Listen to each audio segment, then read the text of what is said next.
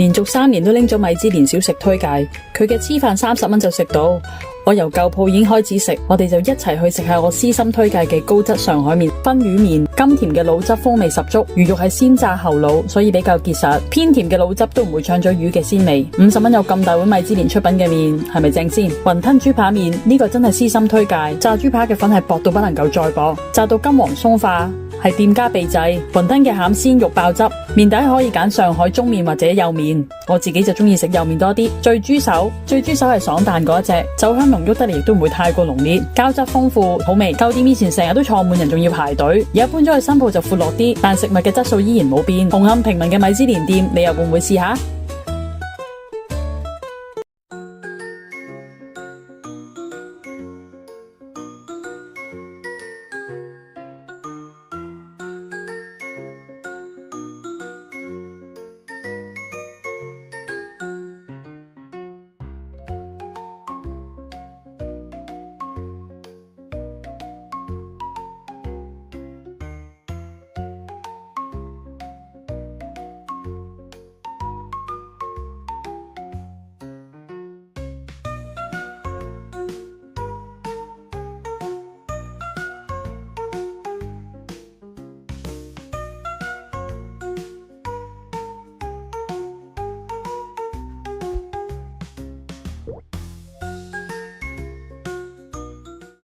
母親節留港消費又想又平又抵食，土瓜灣街坊有隱世茶餐廳好介紹，108蚊有咁大盤酸菜魚，魚片好大塊同埋嫩滑，配菜都好足，長過手板嘅枝竹、豆卜、木耳、萵筍、紅薯粉，個甘湯微辣，食完仲唔口渴。酸菜先係重點，店家好用心咁將酸菜切到細細粒。但重點係佢勁多，食到最尾每一啖都仲有粒粒酸菜配住食，咁先最正。108蚊連埋白飯，係咪抵先？呢間可以叫好多小菜嘅茶記，仲可以叫手工菜，有甜酸脆皮炸大腸，外皮香脆之餘，豬大腸嘅甘香夾埋菠蘿甜酸汁一齊食，大腸嘅鮮味 level up。咁大碟先88蚊，出面食一串已經要25蚊咯。仲有小炒嘅名物蜜椒薯仔牛柳粒。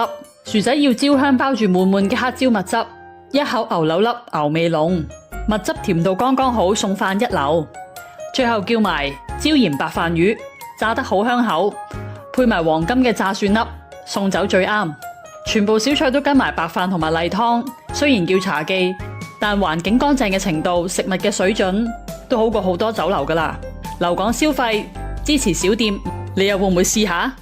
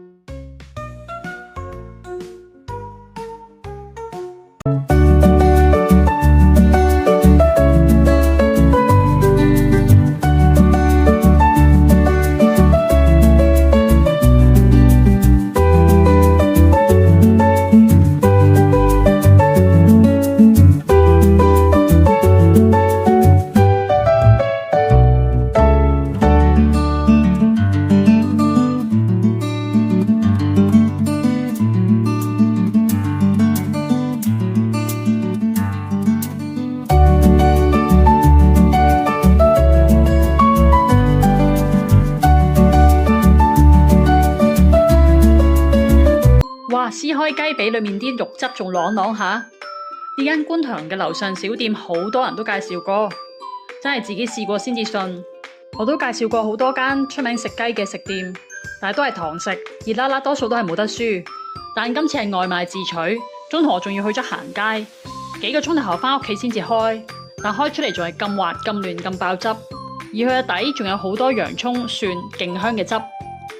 外賣自取仲可以加39蚊就換埋一個有香蔥雞嘅飯，連湯同埋川式蘿蔔，好抵食。